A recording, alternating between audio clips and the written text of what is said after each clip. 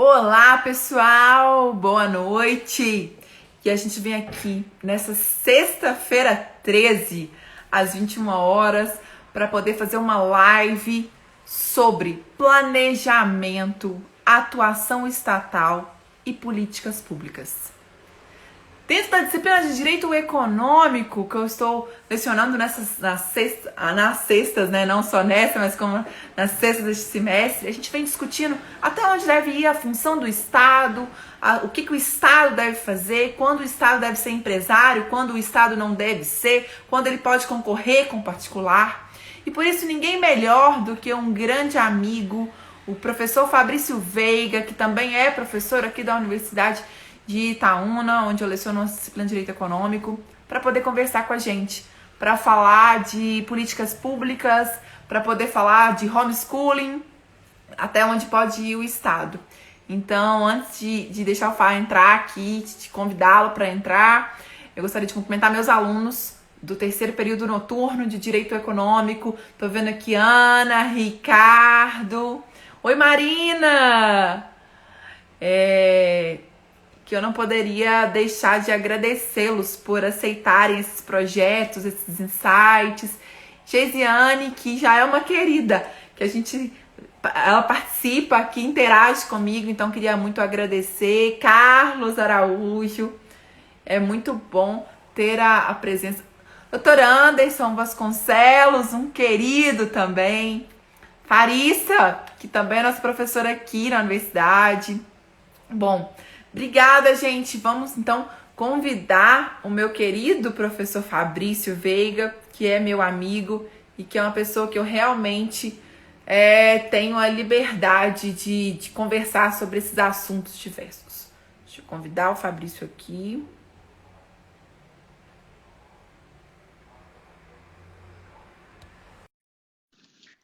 Enviei para ele poder conversar conosco sobre políticas públicas. Boa noite, Fabrício Veiga, tudo bem? Boa noite, Gra, tudo bem? Boa noite a todos os presentes aí acompanhando a nossa live. Quero cumprimentar todos os alunos, parabenizar pela iniciativa, cumprimentar os professores, especialmente os nossos alunos e as pessoas que nos acompanham nessas loucuras, né? Sexta-feira 13, 21 horas, e nós aqui discutindo direito, né? É muita paixão. Exatamente. Fá, e depois que a gente conversou e marcou a live, Fabrício, aí eu pensei, gente, e tanto que é importante esse assunto, que a gente falar de atuação estatal, de política pública, de planejamento. Ninguém melhor do que você para poder trabalhar esse tema, discutir o tema que eu estava trabalhando dentro da disciplina de Direito Econômico, com a sua visão. E eu sempre falo, eu quero mais uma vez te agradecer por aceitar participar desses insights, desses temas, de vir debater, porque você, Fabrício, é para mim um exemplo, eu não canso de te dizer isso, você tem um coração muito grande, e muitas vezes você faz a função não só de cidadão solidário, você faz a função de Estado, porque você ajuda todo mundo, você quer sempre o bem de todas as pessoas que muitas vezes não têm condições de educação, de poder ingressar numa faculdade, você sempre incentiva, você participa, você ajuda. Então, Fá, parabéns por ser esse cidadão que, muito além de cidadão, como eu disse, você é um ser humano incrível. Então, obrigada por aceitar participar, viu? Gra, você sabe que se você me chamar para pegar avião caindo de madrugada, e eu tô lá, porque além de uma profissional que eu admiro muito, que eu respeito muito, você é uma amiga e uma irmã, né? Que a academia, que a vida me deu, né? E então, mesmo se tiver avião caindo numa sexta-feira 13, chovendo, nós estaremos lá juntos para compartilhar experiências, e essas lives são muito importantes, por quê? Porque elas representam uma oportunidade também da gente revisitar as diversas formas e posicionamentos, né? Eu falo que a gente vive num processo constante de desconstrução, e essa desconstrução ela só é possível através da reflexão científica e da disposição em ouvir e poder falar, né? Eu falo que a nossa profissão de professor é uma profissão muito privilegiada, porque nós podemos falar o que pensamos, expor os nossos posicionamentos, e a gente sempre tem a generosidade das pessoas dispostas a nos ouvir. Então, eu falo que, mesmo com alguns dissabores que pode existir em qualquer profissão, a docência é um privilégio, né? Porque nós temos a possibilidade de desenvolver a nossa autonomia intelectual no sentido de provocar as pessoas, de mudar posicionamentos, de ressignificar conceitos, e isso é o que a gente tem feito nessas lives. Muito obrigado pela oportunidade de estar aqui, mais uma vez ao seu lado, mesmo que de forma remota, né? Mas é uma forma da gente estar próximo. Ai, obrigada.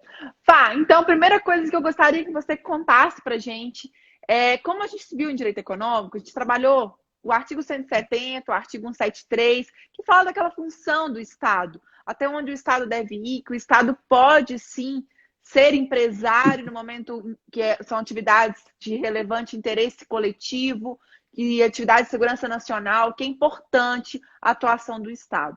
E aí eu queria ouvir da sua opinião, da sua experiência, da sua bagagem tão grande que você tem, como que você vê a importância da atuação do Estado? E aí, gente, quando eu falo Estado, é município, Estado, União, é o ente público, a administração pública direta. Como que você vê essa importância, Fá? Em quais setores da economia que você acha importante? Por quê? Conta pra gente um pouquinho. Bem, para a gente começar a conversar sobre esse tema, nós precisamos estabelecer alguns parâmetros. O primeiro parâmetro é a Constituição Brasileira de 88, ela adota como paradigma de Estado o Estado Democrático de Direito. Dentre seus fundamentos, nós temos os valores sociais do trabalho e da livre iniciativa, lá no artigo 1º, dignidade da pessoa humana, pluralismo político, cidadania e soberania. Já no artigo 3º, nós temos, dentre os objetivos fundamentais da República Federativa do Brasil, nós temos a redução das desigualdades sociais e regionais, um posicionamento ativo do Estado no que diz respeito à prevenção e à repressão de qualquer tipo de discriminação referente à origem, raça, sexo, cor, idade e outras formas de discriminação. Então, a gente tem que entender qual é o papel do Estado, a quem o Estado precisa servir de uma forma mais direta. Então, nós sabemos que na democracia a participação popular é pressuposto básico, a transparência, a publicidade, a impessoalidade do gestor público, quer dizer, todo mundo que a gente tem eleições agora municipais no domingo, e o que a gente tem que pensar? Um gestor que efetivamente atue de modo a atender às necessidades da sociedade civil. Então, para que serve o Estado? O Estado, ele serve, qual o papel do Estado, né? O papel do Estado é planejar e executar políticas públicas no sentido de garantir a implementação de direitos fundamentais previstos no Plano Constituinte e Instituinte. Ou seja, os direitos, a Carta Constitucional de 88, ela não pode ser um papel em branco. Ela tem que ser, o grande desafio do Estado e da sociedade é oferecer condições para que aqueles direitos previstos no Plano Constituinte e Instituinte sejam efetivados, seja na perspectiva individual ou na perspectiva coletiva. E o Estado assume diretamente esse papel que diz respeito ao planejamento e execução de políticas públicas. Quais políticas públicas? Políticas públicas de combate à desigualdade social, políticas públicas de combate às desigualdades regionais. Por isso que quando o Estado, por exemplo, ele implementa uma política pública educacional, como é o caso do ProUni, como é o caso do Reúne, do Enem, ele, na verdade, busca democratizar o acesso ao direito à educação. Quando o Estado, por exemplo, implementa uma política pública social, como é o caso, por exemplo, do Fome Zero, do Bolsa Família e de outros programas sociais. Ou programas de incentivo à aquisição da casa própria. Esse é um papel que tem que ser uma política de Estado, não é uma política de governo. Isso deveria ser algo que percorresse todos os governos, independentemente do partido político, porque essa é a proposta da Constituição. Então, por exemplo, o Estado, nesse sentido, ele acaba servindo aquelas pessoas que têm menos acesso a direitos. Porque a Constituição não tem que ser igual, aplicada, acessível, de forma igual a todos. Então, uma pessoa que tem mais acesso à educação, uma pessoa que já tem moradia, uma pessoa que tem formação superior, uma pessoa que tem carro próprio, uma pessoa que gera renda, ela vai depender menos diretamente do Estado. O Estado ele tem que planejar e executar políticas públicas destinadas àquelas pessoas que mais precisam. E isso, quem diz, não é comunismo, não é doutrina de esquerda ou de direita, isso é o texto da Constituição. Quando a gente fala de democracia, a gente fala de implementação dessas políticas públicas.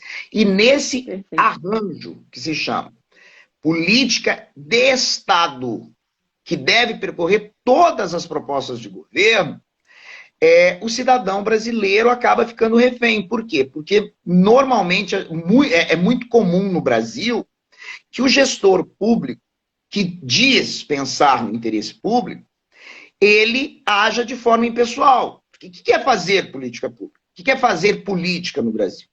Fazer política no Brasil é ter a oportunidade de participar de uma forma direta do planejamento e da execução dessas políticas públicas. E aí o Estado, ele não só pode, como ele deve garantir essa intervenção, né? Aí entra a discussão do direito econômico. Por exemplo, quando o Estado percebe que a coletividade, ela exerce de uma forma desigual os direitos, por exemplo, a formação de um monopólio, a formação de um cartel, violação de direito ao meio ambiente, que são direitos de interesse da coletividade. Práticas consumeristas abusivas, aí o Estado intervém no domínio econômico como forma de garantir a todos, de uma forma indistinta, o exercício de direitos fundamentais. O que não pode é o Estado estimular a violação de direitos. Quando, por exemplo, ele fomenta a livre concorrência de modo a gerar mais pobreza. Quando, por exemplo, ele planeja e executa políticas ambientais contrárias aos interesses da própria sociedade. Ou quando... Da coletividade, inclusive. Da coletividade. Ou quando ele institucionaliza um discurso contrário aos direitos fundamentais. Então, quando a gente fala em sociedade, a gente precisa pensar em alteridade. O Estado ele tem que servir a quem precisa, não é a quem quer. Eu sempre digo para os meus alunos, quem que precisa mais do Estado? Eu, que moro num apartamento quitado, tenho carro, emprego, sou doutor, ou a dona Cleusa, que trabalha aqui em casa, que pega transporte público, que depende do SUS, que não tem plano de saúde, que sofrerá os impactos diretos de um descontrole econômico, por exemplo. Agora a gente voltou a viver a questão do aumento dos preços. E cadê o Estado? Para controlar e para fomentar a diminuição do aumento da cesta básica. Produto da cesta básica, por exemplo. Sim, subiu o arroz. Feijão, teve uma época que subiu o feijão. Também O Estado ele tem que estar presente no sentido de fomentar a proteção dos direitos dos menos favorecidos. Isso quem diz, eu gosto sempre de ressaltar, não é partido de direita ou esquerda. Isso quem diz, é o texto da Constituição. Fá, e aí, então, vamos lá. Só cumprimentar a Márcia. Márcia está aqui conosco. Beijo, Márcia, que é uma querida, tanto minha quanto do Fá. E, Fabrício, olha só. Quando muitas vezes a gente está estudando, às vezes na faculdade, como a gente já fez essa live com alguns alunos aqui participando conosco, é importante a gente analisar, porque às vezes a gente divide as disciplinas, né? Direito econômico, direito constitucional, direito do trabalho, processo civil. A gente divide como se fosse algo estanque, fechado e que cada um está ali esparso.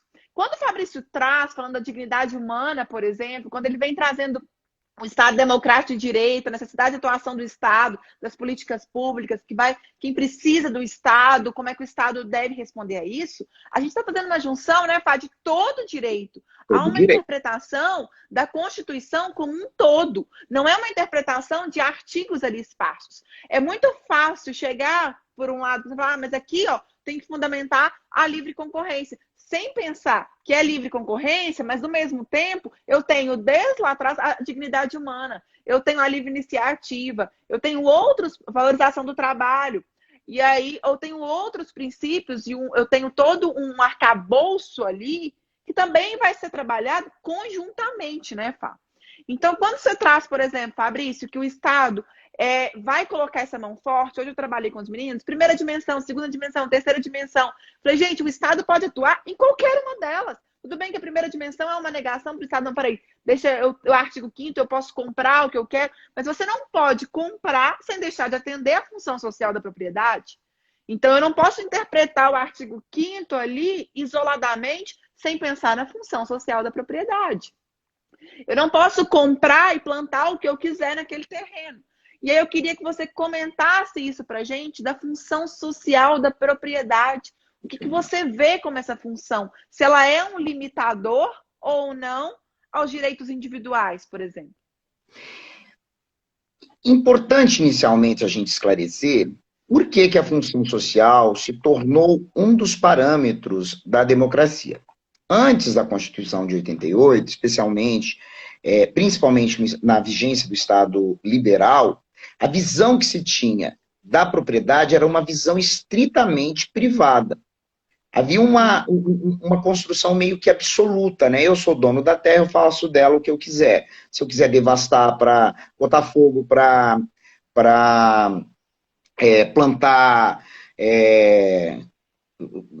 produzir produção agrícola, se eu quiser devastar o meio ambiente para criar gado, ou se eu quiser ter muita terra e não produzi-la, o Estado não intervinha.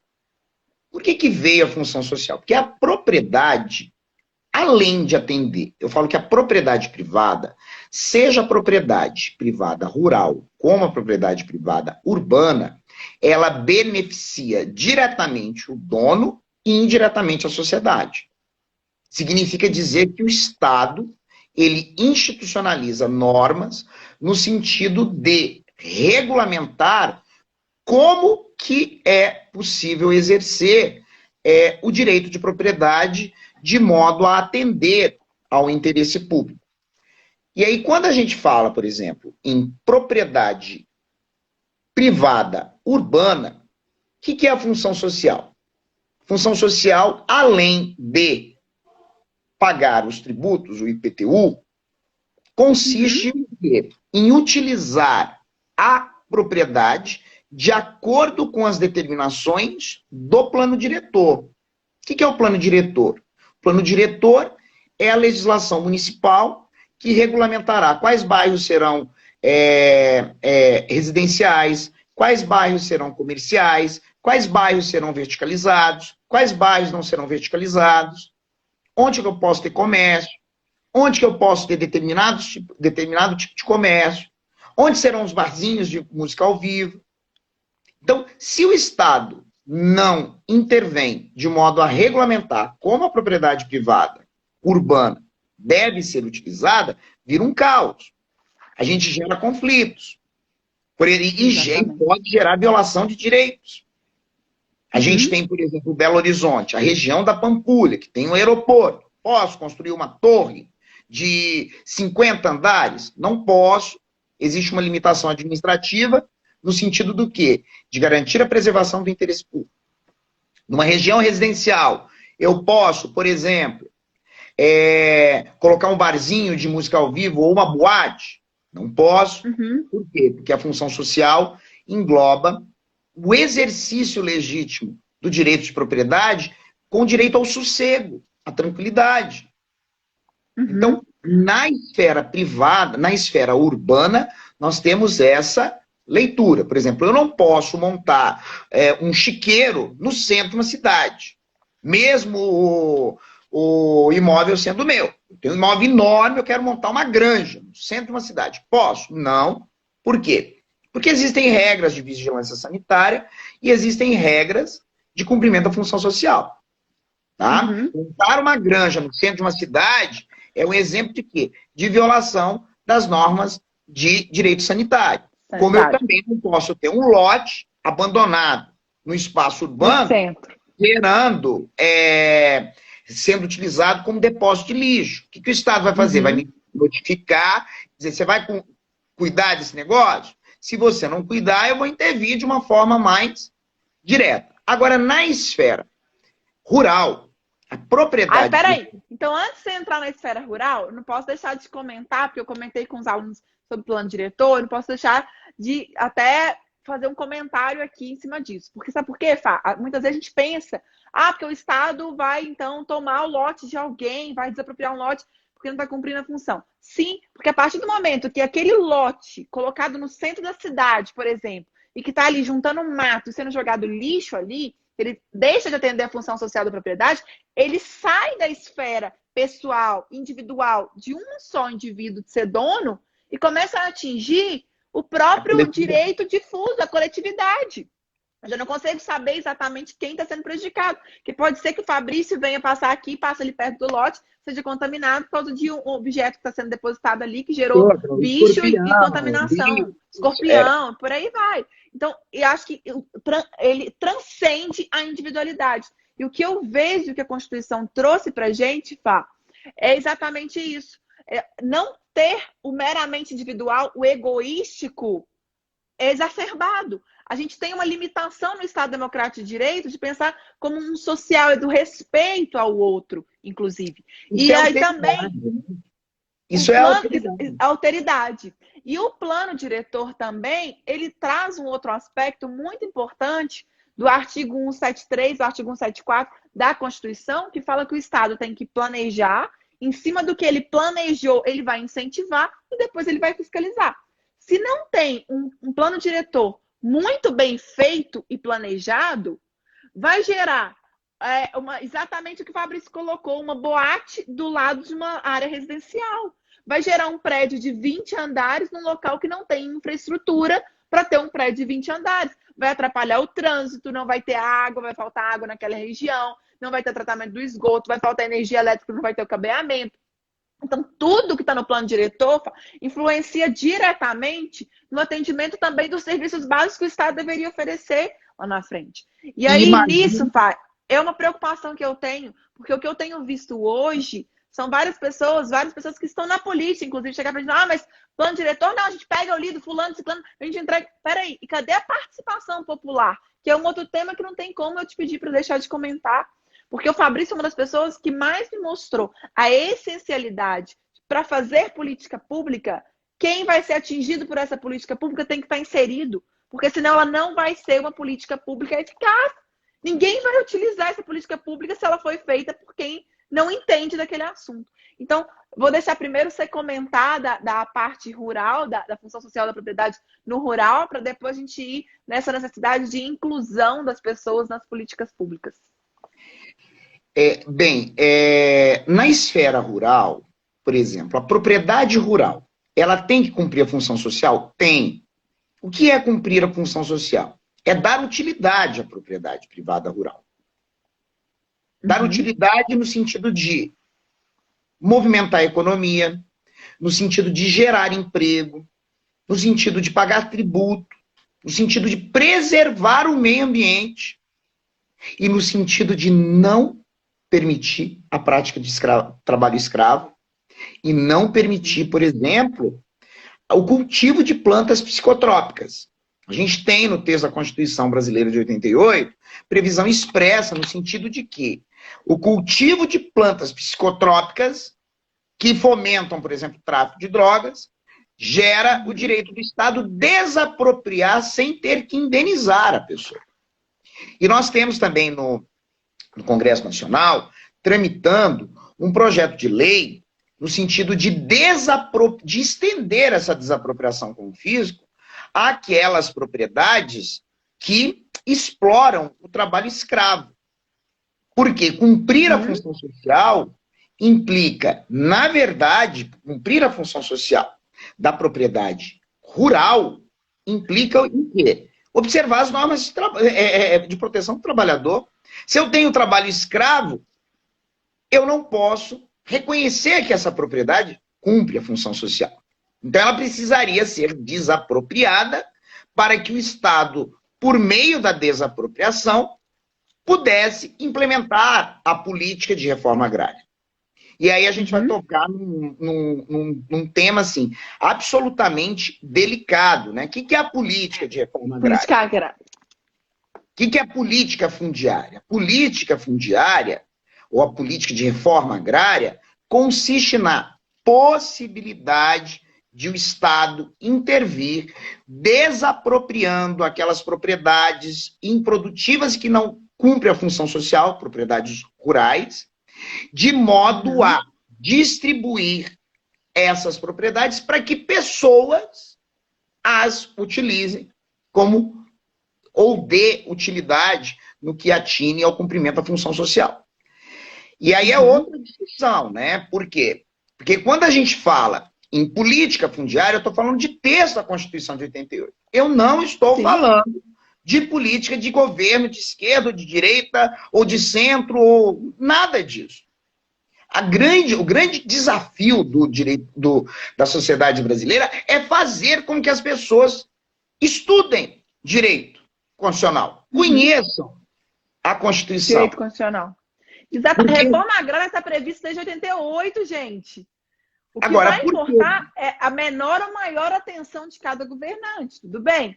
Mas está ali nessa artigo 82 da Constituição, já traz expressamente essa política. Mas por que a política agrária não é implementada no Brasil?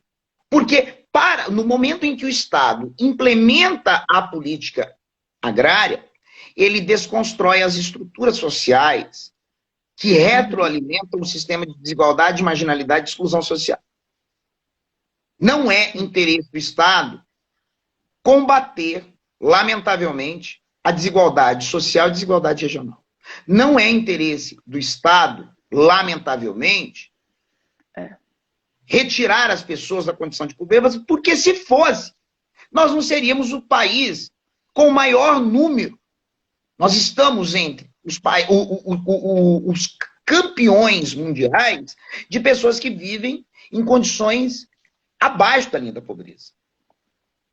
É só pegar, por exemplo, as favelas de Palafita, lá em Santos, no norte, de pessoas que não têm o básico, que é saneamento básico. É só fazer um levantamento dos dados de saneamento básico, a desigualdade que tem no norte e no nordeste em comparação com o sudeste.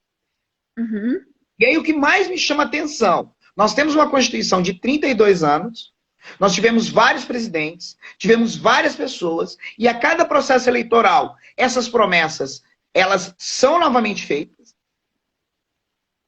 e nada acontece.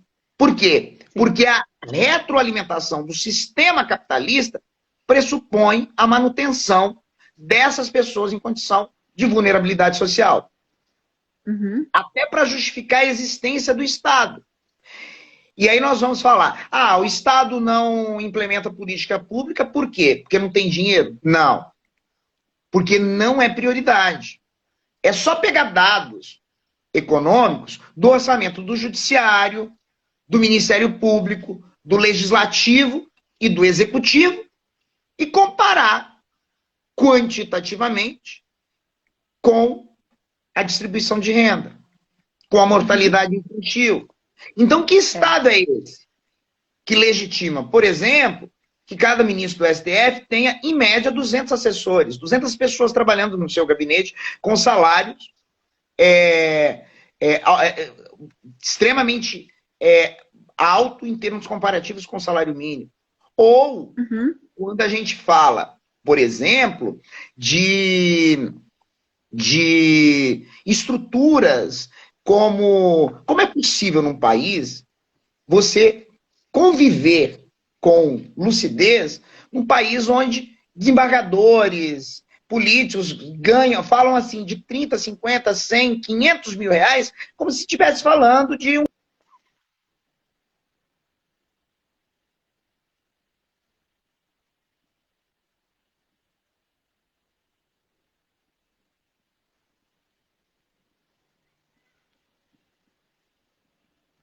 Bom, travou aqui, eu não sei se travou para todo mundo, gente, coloca aí para mim. Ah, voltou, Fá. Travou um pouquinho, Voltou. voltou. Mas os políticos que ganham Por exemplo, salários como é que são possível? altíssimos, né? Eu sempre falo, como que essas pessoas dormem tranquilas quando elas saem na rua com a conta bancária, que todo mundo sabe, é só entrar no portal da transparência, e encontra uma pessoa revirando lixo para ter comida. Por que esse país não dá certo? Porque a Ah, forma. então peraí. Que eu vou pedir para você falar de aporofobia. Não tem como eu deixar de pedir isso. E eu até vi aqui que tem até o nosso candidato a prefeito aqui de Itaúna entrou aqui na live. E eu tenho visto que é o Marcinho Racuna, ele tem feito, eu sempre tenho falado, as oportunidades que eu tive de falar, inclusive com ele, eu falei, olha, é muito importante, é essencial o planejamento, né, Fá? E aí o que você colocou, não é que não tem dinheiro, gente. O Estado tem dinheiro, existe o dinheiro. E não é só dinheiro que vai resolver, mas tem que ter o planejamento para ver exatamente qual área que vai desenvolver, qual área que precisa mais, qual área que precisa menos, qual área que vai desenvolver, vai incentivar o particular. A Ana colocou aqui para mim, a Ana é minha aluna aqui do terceiro, e a Ana colocou, é a função PIF do Estado. Exatamente, Fá, eu sempre bato com os meninos. O Estado tem que planejar, em cima do que planejou, vai incentivar e aí vai fiscalizar. Se não conseguiu desenvolver diretamente aquela atividade, que planeje, incentive como particular com juros baixos, doação de terreno, coisas que a próprio município, por exemplo, recebe na hora que é feito um loteamento. E aí vai incentivar, dando para uma indústria poder fomentar tantos empregos, etc. Então, existe sim, né, Fá? E aí vem os interesses de manter essas desigualdades, de manter a estrutura, porque quem faz as leis normalmente são pessoas que querem se manter no poder. Então, elas se mantêm muitas vezes com promessas de que vai fazer isso ou aquilo. E aí, o Fabrício sempre bate num tema que é um tema realmente muito pouco discutido no Brasil, que é isso. Eles andam ali com... Você entrar no portal da transparência, você vai ver deputados ganhando ali 100 mil em algumas coisas, porque são tantas ajudas e tudo. Mostra a desigualdade social que tem isso. E ao contrário que fala a nossa Constituição. E aí a primeira atitude que vê, na hora que vê alguém aproximando do carro, à noite, e aí vê uma pessoa negra, que muitas vezes está com chuva ali, está mal vestido, está maltrapilho, fecha o vidro, arranca o carro, passa no sinal vermelho, né, Fá? E aí eu queria que você falasse pra gente disso. Não tem como eu deixar de te pedir para falar de aporofobia. Bem, a aporofobia é um conceito que foi cunhado por uma socióloga espanhola, Adela Cortina, e a aporofobia nada mais é do que um conceito que explica o ódio que as estruturas sociais têm, que as pessoas têm de pessoas pobres. Tá? A aporofobia é fobia a quem é pobre. E quando a gente fala de pobreza, a gente fala de invisibilidade. Quem é visto pelo sistema capitalista? Quem tem capital. Quem acumula capital financeiro. As pessoas que não acumulam capital financeiro, capital, bens materiais, elas são invisíveis. Aqueles que acumulam, eles são visíveis. E esse sistema se retroalimenta no momento em que quem tem capital financeiro naturaliza a invisibilidade de quem não tem. E quando eu falo em naturalizar é achar normal conviver com a pobreza. Não se incomodar mais. Não sentir repulsa. É você Achar que é sair do assim mesmo. restaurante que você pagou uma conta à noite de R$ 1.000 e alguém pedir uma esmola, um prato de comida, você passar e não se incomodar. Se você é esse sujeito, se você vive dessa forma, se você não se incomoda mais com isso, é porque você já naturalizou uma coisa que se chama miséria, desigualdade. E esse não é um discurso de partido político, isso é discurso de humanidade. Isso é um discurso de alteridade. Se você tivesse o mínimo de capacidade de se colocar no lugar do outro, você não o trataria dessa forma. Ou, se você tivesse o mínimo de capacidade de se projetar na vida do outro, talvez você o tornaria visível. Não é? É igual aquele negócio. Eu me lembro uma vez que eu estava aqui, tinha algumas pessoas aqui em casa, e um domingo à noite, pandemia. Final da pandemia, eu estava com 3 pessoas aqui em casa. Aí toca o interfone, 8 horas da noite, da véspera de um feriado na segunda-feira. Eu atendi, eu tinha acabado de fazer comida. Eu atendi e uma pessoa, uma mulher, me pedindo um prato de comida. Tá? Qual que foi o posicionamento das pessoas que estavam na minha casa? Ah, agora! O que eu fiz? Desci, fiz, coloquei numa vasilha, desci e entreguei. Quando eu subi, as pessoas me disseram, você tem muita paciência, é domingo à noite. Aí eu sempre falo o seguinte, você conhece um pouco das pessoas com as quais você convive, quando elas se omitem diante de situações que estão incompatíveis com o discurso. Porque é muito fácil você, na mesa de um restaurante, falar que você ajuda as pessoas. Uhum. O mais desafiador é você agir com coerência. Praticar. Fazer do seu discurso uma postura de vida constante. Uhum.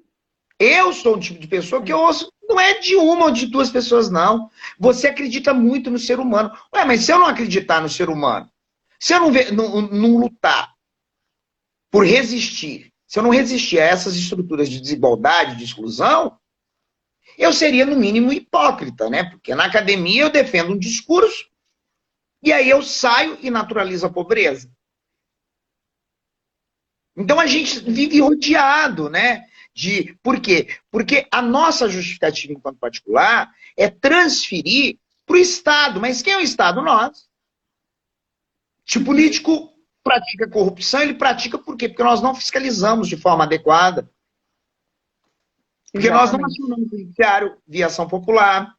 Porque nós não consultamos o Tribunal de Contas. Porque nós não tomamos conhecimento dos dados da controladoria do município.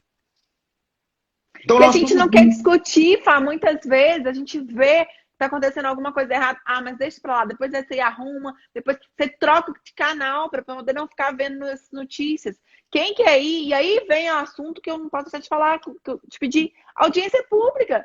Quantas vezes eu participei de audiência pública, eu cheguei lá sozinha, eu fiquei sem graça. Nossa, só eu aqui? Eu vou embora, eu tô errado, eu tô no lugar errado. O Anderson colocou 2 comentários aqui, e aí eu só queria comentar. Porque ele comentou, desde a de trás que a gente estava falando de plano diretor, tal, que ele estava mostrando que isso tem que fazer, inclusive, para não ter especulação imobiliária. E agora ele ainda comentou aqui que muitas vezes promete-se até o que não é da própria função. É verdade. Sem atentar para realmente ouvir o que o povo precisa, o que a sociedade precisa, o que as pessoas carecem. E em cada bairro. Eu já vi muito político que não andou em todos os bairros, por exemplo. Eu tô vendo. E aí alguns são criticados, não, mas fulano tá em todos os bairros agora. Ok, se ele foi pelo menos em época de eleição, gente, eu já fico feliz, que pelo menos ele conheceu os bairros da cidade. E aí, o Anderson comentou, é um discurso universal. A Clarissa comentou aqui que estava com saudade da dupla. E realmente, a gente compõe uma dupla, né, Clarissa? Onde está um, tá outro. Não tem como. Eu nunca deixo de falar do Fabrício, acho que toda aula eu cito o Fabrício. E não tem como ser diferente, porque aí vocês vejam. E quando ele está falando aqui de que ele pratica, eu quero dar o meu testemunho que o Fabrício realmente pratica. Teve o aniversário da minha filha, quando era mêsversário ainda, né? Que ela ainda vai fazer 1 ano. E aí teve o mêsversário da minha filha, que o Fabrício chegou aqui com todos os doces do aniversário. Fabrício, você tá doido? A nossa não foi aglomeração, a gente só fez o mêsversário, nós éramos 9, que de casa, meus pais e os pais do meu marido, eram 8 pessoas, e Fabrício, que Fabrício também é meu irmão. E aí, quando a gente estava aqui, as 8 pessoas, o Fabrício chegou aqui com uns 100 doces. Eu falei, Fabrício, você tá doido? Nossa senhora, Fabrício, a gente vai comer doce o resto da vida aqui, ué. Graciane, não. Vamos doar, vamos colocar aqui na vasilha, vamos levar para todo mundo. E o Fabrício sempre me ensinou isso. Desde que a gente convive, eu tiro as roupas do guarda-roupa, e aí eu sempre peço para poder levar para pessoas que eu sei que precisam, mas eu falo, gente, se você não gostar, passa, dá para alguém que precisa. Fabrício me ensina muito isso, muito mesmo. Então, Clarissa colocou e realmente é a minha dupla, porque eu aprendo com o Fabrício a cada dia, a cada minuto, a cada conversa. 1 hora da manhã, na hora que ele pergunta se eu tô acordada para conversar, claro que eu tô, para poder aprender com ele, não tem como.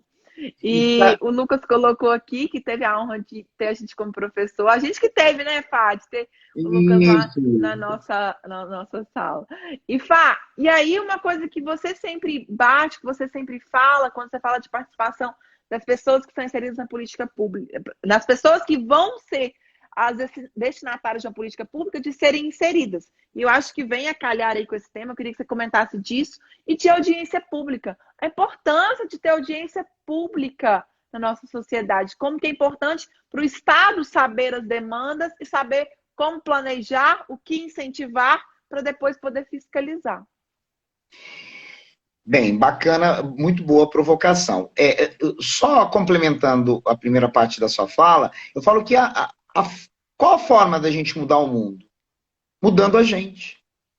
Quando a gente muda o nosso microcosmo, a gente irradia outras energias e vai mudando a realidade onde nós estamos inseridos.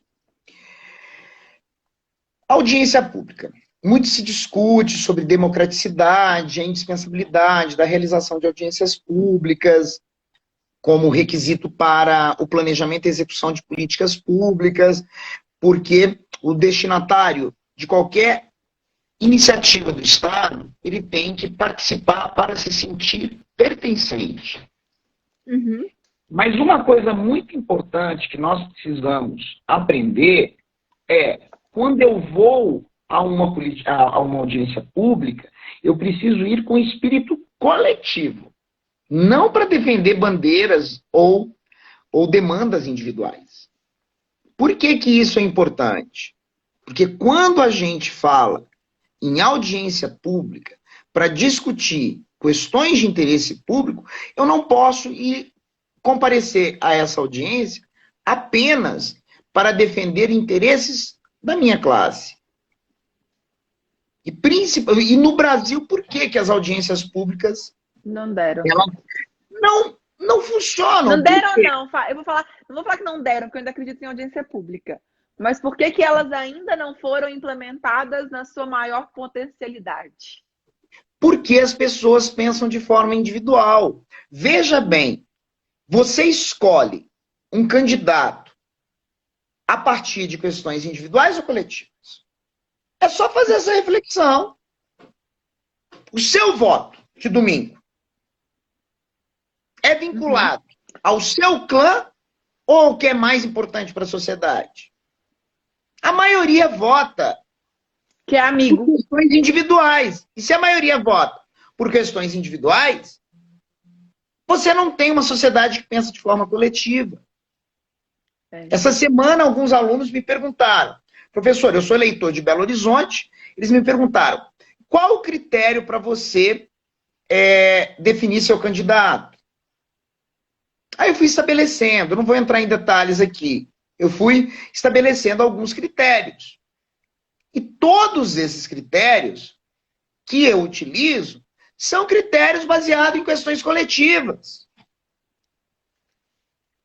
Porque se eu fosse pensar de forma individual, eu iria votar numa pessoa do meu clã para me representar. E eu não vou votar. Porque eu voto em pessoas que vão representar a maioria e que vão defender a bandeira daqueles que mais precisam do Estado. Uhum. Isso é pensar de forma coletiva. Sim. E aí eu problematizo uma questão. Olha como que o pensamento é individual.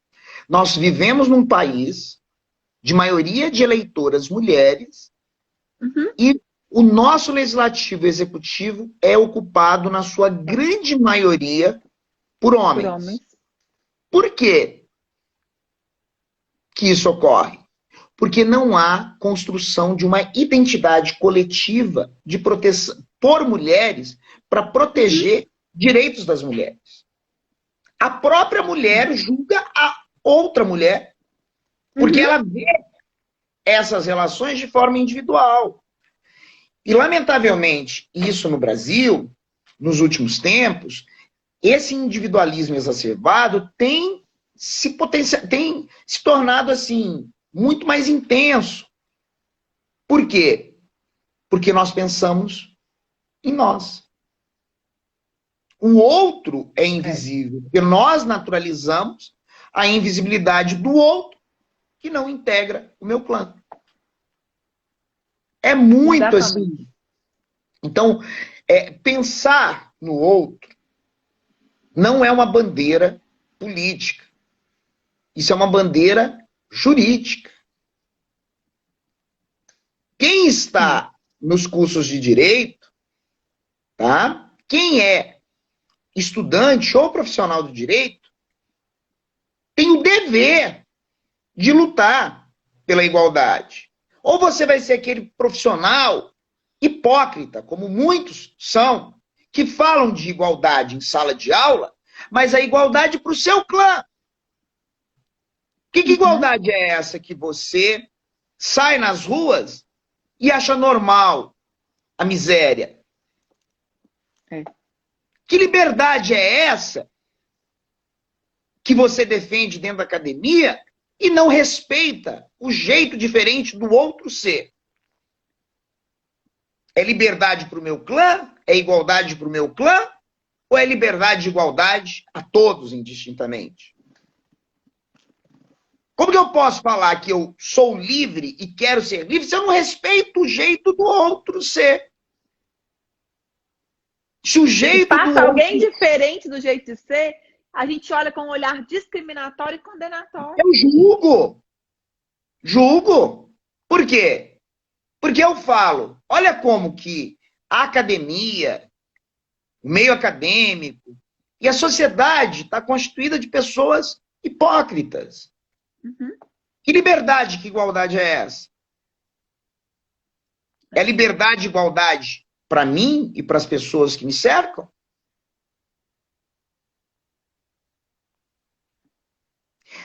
O grande desafio do direito e da humanidade é construir o sentimento de alteridade. Porque trabalhar a alteridade é conseguir se projetar no lugar do outro. No momento em que você se projeta no lugar do outro, o outro deixa de ser invisível. E aí você constrói uma outra página da história da humanidade. E aí, antes de julgar o que o outro fez, ou a postura do outro, antes disso, eu me coloco no lugar dele. Exatamente. E agora a gente não tem isso. Por quê? Porque em rede social, o que nós temos? Um tribunal de pessoas que julgam. Eu vejo as manifestações em rede social, o que tem de doutor em medicina, direito, engenharia, uma coisa absurda. Então, antes da gente se posicionar sobre a vida de qualquer pessoa, eu preciso, primeiro, conhecê-la, segundo, me colocar no lugar dela. E ainda assim, Fá, ainda pode ser falho. Porque muitas vezes a sua cultura que você carrega não vai permitir que você sofra tanto como aquela pessoa está sofrendo quando ela não participa de determinado grupo numa sociedade. O Anderson comentou uma coisa aqui, que ele assessorou nesse último mandato um vereador, assim, numa das audiências públicas, a participação dos cidadãos é mínima, para não dizer nula. Mas por quê? Porque justamente isso, a gente não quer, eu vou perder tempo. Eu tenho que parar e ir lá numa audiência pública, eu estou perdendo meu tempo para ganhar o meu dinheiro. Porque eu quero comprar tal coisa, isso e aquilo. Então é como se a gente estivesse perdendo tempo, o pensar no outro, o pensar no social, o pensar no que realmente... E a gente esquece muitas vezes que não adianta eu morar numa mansão, sendo que eu tenho que ficar fechada, a colocar grade na casa, porque o meu vizinho passa fome e pode furtar um caviar que eu sirvo dentro da minha casa. Então, muitas vezes a gente não pensa no coletivo, porque a gente acha, mas isso aí não me afeta, eu vou perder meu tempo para ir numa audiência pública. Então, isso eu acho que é até uma convocação para a gente realmente repensar, né, Fá, os nossos princípios, os nossos valores. E eu fico muito feliz que eu vi o Nascimento aqui conosco. O Nascimento é um aluno do terceiro período, e o Nascimento tem uma experiência muito grande, já viaja. Fico feliz que ele esteja aqui conosco participando, que ele tem um pensamento muito social para poder acrescentar. Quem defende interesses individuais, uma sociedade que é civil e empresarial. E aí a gente tem que repensar, inclusive, o direito civil. Eu sei que só faltam 3 minutos, mas, inclusive, dentro disso, Nascimento, eu não posso deixar de pedir o Fabrício para falar de uma coisa que ele me ensinou também. Hoje a gente não fala mais em autonomia da vontade, autonomia privada. Como é que a gente fala hoje, Fá? Como é que a gente discute isso? Eu tenho que pensar no outro. E aí isso afeta todo o nosso direito, não é, Fá? Então, ó, autonomia privada é uma forma de reconhecer a dignidade do outro no contexto da alteridade. A liberdade, ela não é absoluta. A liberdade, ela tem que ser construída de modo a não permitir que o patrimonial se sobreponha ao humano. Tá? Então, assim, já que a gente está quase fechando o nosso tempo, eu gostaria só de deixar uma mensagem. Se você é estudante de direito, se você é profissional do direito e não luta pela igualdade e pela liberdade, tal como previsto no texto constitucional,